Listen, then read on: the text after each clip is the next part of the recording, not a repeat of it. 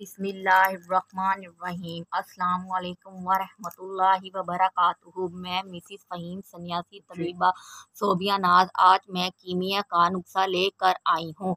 नीले पारे की गोलियां यकीन पकाना। सबसे पहले हम एक दाबू बनाएंगे जिसमें नीले पारे की गोलियां पकाएंगे।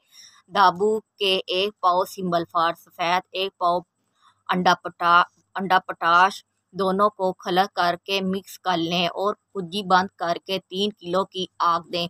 आग ऊपर से दें और भटके की दें। ठंडा होने पर आपको सिंबल फार कायम मिलेगा।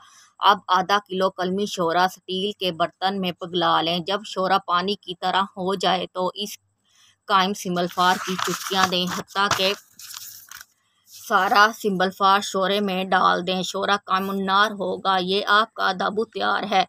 नंबर 2 गंधक, नुशादत, ठिकरी, हड़ताल, वर्किया, शिंगरफ, दारचिकना, रस कपूर, सिंबल फार दर्द, मंसल तमाम अदविया 1-1 तोला करके गाओ जुबान से खलर करके जोहर ले लें। जब तय नशीन हो जाए तो नीले पारे की गोली के बराबर वज़न ये दवाई लेप कर दें। फिर कलमी शोरा सिंबल फार के दाबू में रखकर रेत जंतर 124 आग पर 48 घंटे पकाएं। गोलियां बा वज़न यकीन होगी। जल्द एक और नुस्खे के साथ आऊँगी। अल्लाह हाफिज़।